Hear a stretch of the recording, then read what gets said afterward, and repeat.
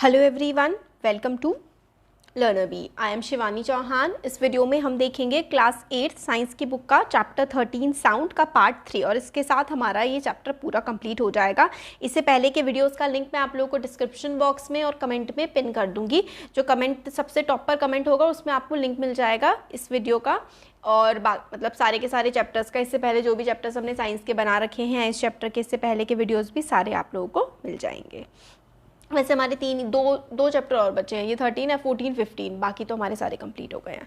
Audible and inaudible sounds क्या होती हैं? ऑडिबल का मतलब सिंपल होता है जिस आवाज़ को आप लोग सुन सकते हो ना उसको ऑडिबल कहते हैं, और जिस आवाज़ को आप लोग नहीं सुन सकते उसको कहते हैं इनऑडिबल।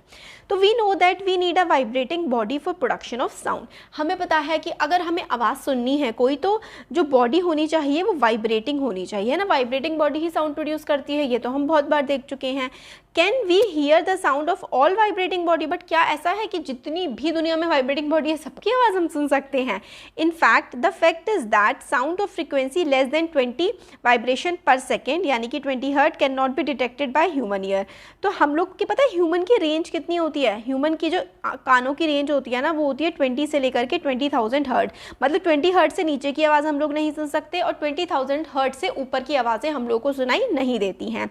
तो सच साउंड्स आर कॉल्ड इनऑडिबल। तो ऐसी आवाज़ें जो 20 से 20,000 हर्ट्ज़ के बीच की होती हैं उनको तो सुनाई हम सुन पाते हैं, बट 20,000 हर्ट्ज़ से ऊपर की जो आवाज़ें होती हैं वो हमें सुनाई नहीं देती हैं।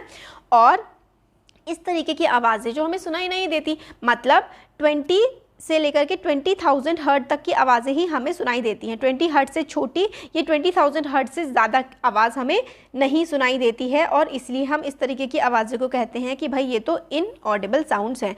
On the higher side sounds of frequencies higher than 20,000 vibration per second 20 hertz, ये हमारे ह्यूमन कानों को ऑडिबल नहीं होती। तो बेसिकली 20 हर्ट से नीचे की आवाज़ और 20,000 हर्ट से ऊपर की आवाज़ें हमारे कानों को नहीं सुनाई देती हैं, मतलब हम नहीं सुन सकते। कुछ एनिमल्स होते हैं जो कि 20,000 हर्ट से भी ज़्यादा की आवाज़ों को सुन लेते हैं। डॉग्स हैव दिस एबिलिटी, मतलब डॉग्स जो है ना वो 20,000 हर्ट से भी ज़्यादा की आवाज़ें सुन सकते हैं। The police use high frequency whistles which dogs can hear but humans can't. तो पुलिस जो है बहुत ही हाई फ्रिक्वेंसी की जो सीटियां है वो यूज़ करती है जो कि ह्यूमंस नहीं सुन सकते बट कुत्ते सुन सकते हैं।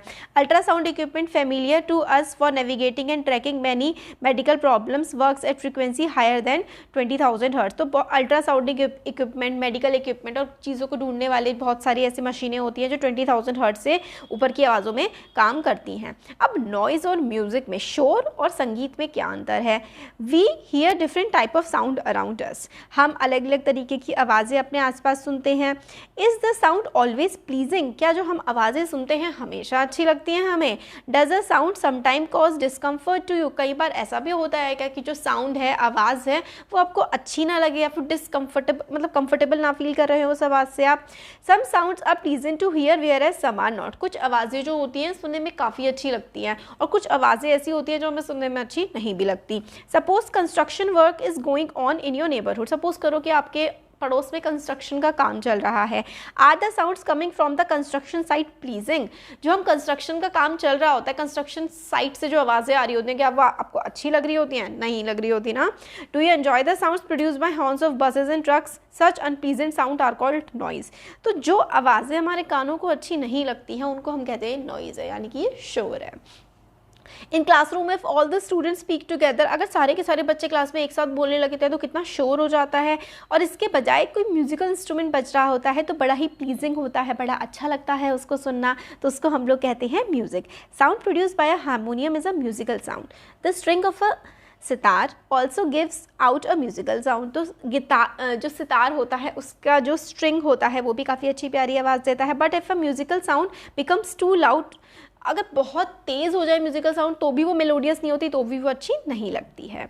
तो नॉइज़ पोल्यूशन क्या होता है? यू हैव ऑलरेडी, आप लोगों को एयर पोल्यूशन के बारे में तो ऑलरेडी पता ही है। तो presence of unwanted gases and particles in air is called air pollution. तो अनवांटेड गैसेस, जो गैसेस हम लोग को चाहिए ही नहीं एनवायरनमेंट में, अगर वो एनवायरनमेंट में पसंद है, वो एनवायरनमेंट में अगर प्रेजेंट है अनवांटेड गैसेस, तो उसको हम एयर पोल्यूशन कहते हैं। सिमिलरली बहुत ज़्यादा एक्सेसिव या फिर अनवांटेड साउंड्स अगर हमारे एनवायरनमेंट में हैं तो उसको हम कहेंगे नॉइज़ पोल्यूशन। मतलब ऐसी साउंड जिनकी हमें ज़रूरत ही नहीं है, जैसे कि बहुत सारे बच्चे या बहुत सारे है ना, क्या करते हैं, बाइक चलाते हैं उसमें फट फट फट फट फट इस टाइप की आवाज़ निकालता है, तो अनप्लीजेंट होती है, वो नॉइज़ पोल्यूशन हो गया, है ना। मेजर कॉजेज जो है नॉइज पोल्यूशन का वो व्हीकल्स होते हैं, एक्सप्लोजन्स इंक्लूडिंग जो आप पटाखे फोड़ते हैं या मशीन्स में से या फिर लाउड स्पीकर्स में से आवाज़ें आती हैं, कई बार घर में टेलीविज़न वगैरह की, ट्रांजिस्टर्स की, है ना, बहुत किचन के जैसे मिक्सी चलती है या फिर मोटर चलती है, वॉशिंग मशीन चलती है, कूलर हो गया, ये सारे के सारे एयर कंडीशनर्स भी कई बार काफ़ी ज़्यादा आवाज़ें करते हैं। तो ये जो मतलब बहुत ही अनप्लीजेंट सी साउंड होती है जो हमें सुनने में अच्छी नहीं लगती है, इसको हम लोग क्या कहते हैं, नॉइज़ पोल्यूशन कहते हैं। What are the harms of noise pollution, noise pollution जो होता है इससे क्या क्या हमें नुकसान होते हैं। तो do you know that the presence of excessive noise in the surrounding may cause health related problems, अगर बहुत ज़्यादा तेज़ आवाज़ें हमारे आसपास होती हैं तो इससे हमें हेल्थ इश्यूज़ भी हो सकते हैं। नींद नहीं आती शोर में, हाइपर टेंशन मतलब हाई ब्लड प्रेशर हो सकता है, एनजाइटी और मतलब कई बार परेशान हो सकता है दिमाग, हम घबराहट भी हो सकती है, और कई सारे मतलब नॉइज़ पोल्यूशन की वजह से इंसान को प्रॉब्लम हो सकती है, और इनफैक्ट कान हो सकता है परमानेंटली किसी के ख़राब भी हो जाएं अगर वो बहुत ज़्यादा शोर में हमेशा रहते हैं। तो measure to limit noise pollution, अब नॉइज़ पोल्यूशन है हमें पता है, अब हम इसको लिमिट कैसे कर सकते हैं। तो to control noise we must control the sources of noise, अगर हमें नॉइज़ को कंट्रोल करना है तो हम इसके जो सोर्सेज हैं, जहाँ जहाँ से नॉइज़ आ रही है उसको कंट्रोल करना पड़ेगा। How can this be achieve, for this silencing device must be install, मतलब साइलेंसर्स लगा, तो जैसे कि व्हीकल्स में साइलेंसर्स लगा सकते हैं, एयरक्राफ्ट्स में, ट्रांसपोर्ट व्हीकल्स में, इंडस्ट्रियल मशीन में, या फिर होम अप्लाइंसेस में, क्योंकि जो इतनी तेज़ आवाज़ है अगर उसमें साइलेंसर लगा दिया जाएगा तो वो आवाज़ें फिर नहीं होंगी। तो आप अपने रेसिडेंशियल एरिया में, यानी कि जिस इलाके में आप रहते हैं वहाँ पर आप नॉइज़ को किस तरीके से कंट्रोल कर सकते हो। तो all noisy operations must be conducted away from any residential area, residential area मतलब जहाँ पे हम रहते हैं, कोई भी नॉइजी ऑपरेशन है, कोई भी बहुत ही शोर वाला काम है, वहाँ से दूर होना चाहिए। Noise producing industry should be set up away from areas, घर जहाँ पे लोग रहते हैं वहाँ से जो तेज़ आवाज़ करने वाली इंडस्ट्रीज़ दूर होनी चाहिए। ऑटोमोबाइल हॉर्न्स जो हैं, हम लोग हॉन्किंग करते हैं ना, हॉन्किंग का मतलब है जो हॉर्न बजाते रहते हैं, ये हमें नहीं करना चाहिए। टीवी और म्यूज़िक की आवाज़ें भी जो हैं हमें धीरे रखनी चाहिए। आसपास अगर हम लोग बहुत ज़्यादा पेड़ प्लांट कर देना, अगर ट्री होते हैं बहुत ज़्यादा आसपास तो शोर बहुत ज़्यादा अब्जॉर्ब हो जाता है, आवाज़ें बहुत ज़्यादा कम आती हैं अगर पेड़ होते हैं आसपास। तो trees must be planted across the road and around building to cut down the sound reaching the resident, thus reducing the harmful effect of noise pollution। तो नॉइज़ पोल्यूशन का हम लोग क्या कर सकते हैं, साइलेंसर लगा सकते हैं, फैक्ट्रियाँ जो है वो घरों के आसपास नहीं होनी चाहिए, और हॉर्न हम लोग कम बजाएं, और पेड़ लगा सकते हैं सड़कों के किनारे और घरों के पास, ताकि नॉइज़ पोल्यूशन हम कम कर सकें। हियरिंग इम्पेयरमेंट का मतलब होता है कानों में मतलब जैसे कि सुनने की प्रॉब्लम हो जाती है तो उसको हम लोग हियरिंग इम्पेयरमेंट बोलते हैं। टोटल हियरिंग इम्पेयरमेंट मतलब बिल्कुल ही जैसे बहरे हो जाते हैं ना, which is rare is usually from birth itself, तो मतलब रेयर भी होता है, बहुत कम ही होता है ऐसा जो बर्थ से ही अगर कोई बच्चा बहरा पैदा हो जाता है। Partial disability is generally the result of disease, partial disability का मतलब है कि कुछ बच्चे होते हैं कि मतलब पार्शियली डेफ हो जाते हैं इंजरी और एज की वजह से। Children with impaired hearing need special care, तो मतलब जिन बच्चों को सुनने में थोड़ी बहुत प्रॉब्लम होती है उनको स्पेशल केयर की ज़रूरत होती है। बाय लर्निंग साइन लैंग्वेज, ऐसे बच्चे साइन लैंग्वेज सीख सकते हैं। ये मतलब बच्चे साइन लैंग्वेज सीख करके जिनको आवाज़ नहीं आती उनके लिए साइन लैंग्वेज होती है ना हाथ वाली, उससे कम्युनिकेट कर सकते हैं। Because speech develops as direct result of hearing, a child with hearing loss may have defective speech also.